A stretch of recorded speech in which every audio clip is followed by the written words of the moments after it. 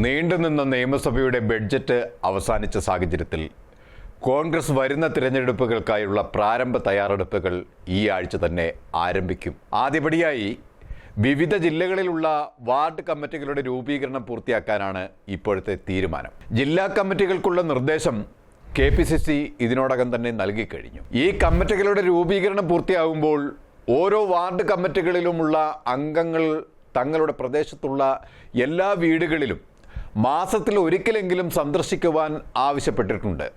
ഈ ജനസമ്പർക്ക പരിപാടിയാണ് തദ്ദേശ സ്ഥാപനങ്ങൾക്കുള്ള തെരഞ്ഞെടുപ്പിലേക്കുള്ള ആദ്യപടിയായി കോൺഗ്രസ് നിർദ്ദേശിച്ചിട്ടുള്ളത്. പ്രതിപക്ഷ നേതാവ് VD സതീശൻ നയിക്കുന്ന തീരദേശ യാത്ര ഏപ്രിൽ 21 തുടങ്ങി ഏപ്രിൽ 30 അവസാനിക്കുന്ന മുറയ്ക്ക് KPCC തിരഞ്ഞെടുപ്പിന്റെ ഭാഗമായുള്ള ഇതിനോടനുബന്ധിച്ചുള്ള നേരത്തെ നിശ്ചയിച്ചതുപോലെ മേഖലാ അടിസ്ഥാനത്തിൽ വാർഡ് കമ്മിറ്റികളുമായിട്ടുള്ള സമ്പർക്ക പരിപാടി KPCCയുടെ നേതൃത്വത്തിൽ മെയ് ജൂൺ മാസങ്ങളിൽ നടത്താനാണ് ഇപ്പോഴത്തെ തീരുമാനം. ഈ യോഗങ്ങളിൽ ലോക്സഭാ പ്രതിപക്ഷ നേതാവ് രാഹുൽ ഗാന്ധിയും AICC ജനറൽ സെക്രട്ടറി വയനാട് MP-യുമായ പ്രിയങ്ക ഗാന്ധിയും പങ്കെടുക്കും എന്നാണ് അറിയാൻ കഴിഞ്ഞിട്ടുള്ളത്. ഇത് താഴെത്തട്ടിലെ പ്രവർത്തകർക്ക് വലിയ ഊർജം പകരുമെന്നാണ് KPCC വിശ്വസിക്കുന്നത്. ഈ പരിപാടികൾക്ക് ശേഷമായിരിക്കും ജില്ലാ കമ്മിറ്റികളുടെ നേതൃത്വത്തിൽ അവരവരുടെ ജില്ലകളിലുള്ള UDF ഘടകകക്ഷി നേതാക്കളുമായി ചർച്ച നടത്തുക. ഇതിനു മുന്നോടിയായി സംസ്ഥാന തലത്തിൽ ഒരു സമന്വയം വരുത്തുവാൻ UDF ഘടകകക്ഷികളുമായി കോൺഗ്രസ് നേതൃത്വം ചർച്ച നടത്തും. തദ്ദേശീയ സ്വയംഭരണ സ്ഥാപനങ്ങളുടെ തെരഞ്ഞെടുപ്പ് നവംബറിൽ നടക്കാനിരിക്കെ സെപ്റ്റംബർ ആദ്യ വാരത്തോടെ ഉഭയകക്ഷി ചർച്ചകൾ പൂർത്തിയാക്കി സ്ഥാനാർത്ഥി നിർണയത്തിലേക്ക് കടക്കാനാണ് DCCയോട് ഇപ്പോൾ നിർദ്ദേശിച്ചിട്ടുള്ളത്. ഇത് UDF സ്ഥാനാർത്ഥികൾക്ക് പ്രചരണത്തിന് ആവശ്യമായ സമയം ലഭിക്കുമെന്നാണ് KPCCയുടെ കാഴ്ചപ്പാട്. തദ്ദേശ സ്വയംഭരണ സ്ഥാപനങ്ങളിലെ തെരഞ്ഞെടുപ്പ് ഫലം വിലയിരുത്തലിനോടൊപ്പം തന്നെ അടുത്ത വർഷം നടക്കാനിരിക്കുന്ന അസംബ്ലി തിരഞ്ഞെടുപ്പിനുള്ള ഒരുക്കങ്ങൾ KPCC ആരംഭിക്കും. കഴിഞ്ഞ ഏതാനും ആഴ്ചകൾക്ക് മുമ്പ് കേരളത്തിന്റെ ചുമതലയുള്ള AICC general secretary Deepa Das Munsi വിവിധ ഘടകകക്ഷി നേതാക്കളുമായി അസംബ്ലി തെരഞ്ഞെടുപ്പിനെ കുറിച്ചുള്ള മുന്നൊരുക്കങ്ങളെക്കുറിച്ച് ചർച്ച ചെയ്തിരുന്നു.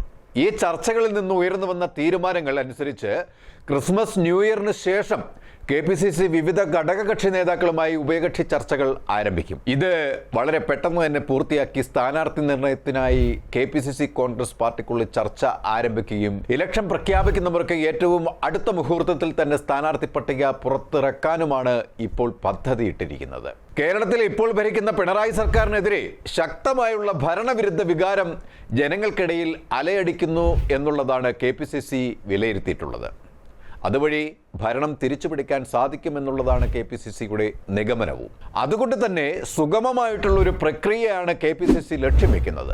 ഈ ഒരുക്കങ്ങൾ ജനങ്ങളുടെ ഇടയിൽ UDFന്റെ മതിപ്പ് വർദ്ധിക്കുന്നുമുണ്ട്. ഒരു ചരിത്ര നേട്ടത്തിനത് സ്ഥിതി വയ്ക്കുമെന്നുള്ള ശുഭാപ്തി വിശ്വാസവുമാണ് KPCCക്ക് ഇപ്പോൾ ഉള്ളത്.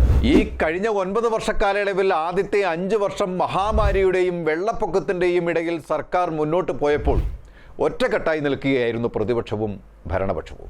എന്നാൽ കഴിഞ്ഞ 4 വർഷമായി പ്രതിപക്ഷത്തിൻ്റെ കരുത്ത് കാട്ടി തന്നെയാണ് UDF തൻ്റെ ഭാഗധേയം നിറവേറ്റിക്കൊണ്ടിരിക്കുന്നത്. മഹാമാരി കാലത്ത് ദുരന്തത്തിൻ്റെ മറവിൽ നടത്തിയ അഴിമതിയും തുടർന്ന് ഭരണപരാജയവും വിലക്കയറ്റവും സ്വജനപക്ഷപാതവും സാമ്പത്തിക ധൂർത്തും നയം മാറ്റവും തെരഞ്ഞെടുപ്പ് വാഗ്ദാന ലംഘനവും ഒക്കെ എടുത്ത് കാട്ടി സർക്കാരിനെ ചോദ്യം ചെയ്യാനും ജനങ്ങളുടെ ഇടയിൽ അത് ചർച്ചയാക്കാനും കോൺഗ്രസിനും UDFനും കഴിഞ്ഞു എന്നത് പ്രതിപക്ഷത്തിൻ്റെ നേട്ടം തന്നെയാണ്.